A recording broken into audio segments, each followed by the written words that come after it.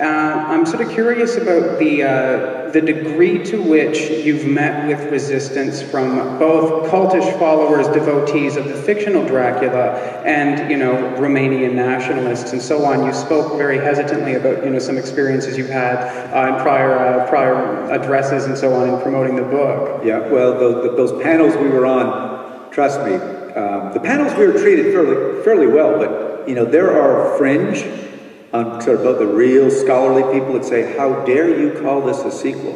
How dare you touch this? You know, even though it's your great-granduncle, you know, how dare you touch this? It should always be left this way. Don't call it a sequel, call it something else.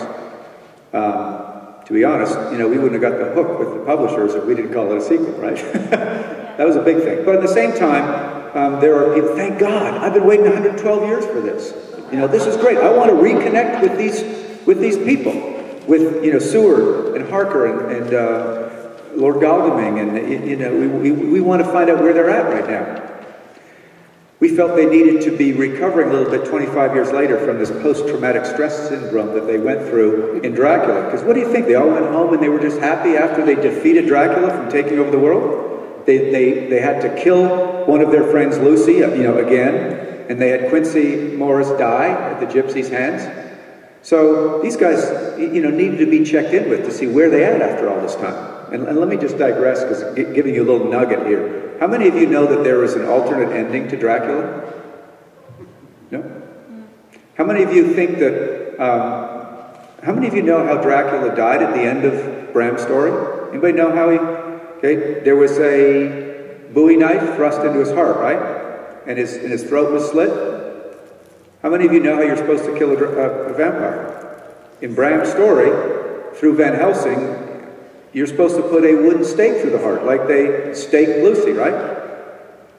Sorry for the digression, but this is important. That gave us the right, in our mind, to write a sequel, because he wasn't really killed. In Bram's own words, he was supposed to be killed with a stake, the head cut off and garlic shoved in.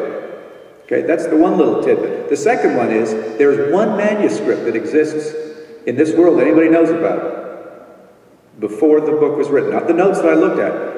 And I really should, I can't say who, because it's a privacy thing, but there's a collector on the West Coast that owns a manuscript that we could look at.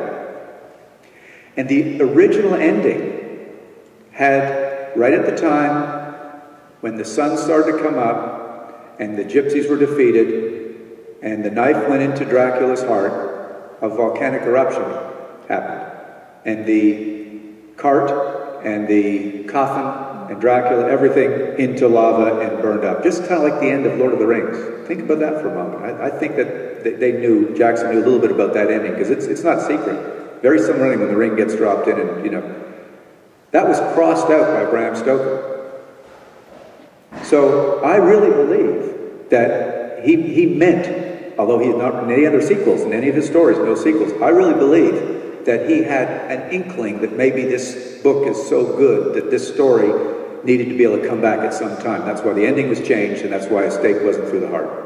Sorry, I had to put that in. I forgot. I didn't want to mention that. No, it's an interesting point, and I haven't read. I've read an account of the earlier alternate ending in the epilogue to your book, actually, and thought, well, he stole it from Poe's *To Follow the House of Usher*. He must have realized at a later point that that wasn't terribly original. But I think Fred Saberhagen, about 25 years ago, in the Dracula tapes, really played up on that. You know, he had a story told from Dracula's point of view, which contradicts the kind of canonical story narrated by Van Helsing, by me. And that's an interesting, I haven't read it, but I've seen notes on it, and I just was brought to my attention at some of these panels.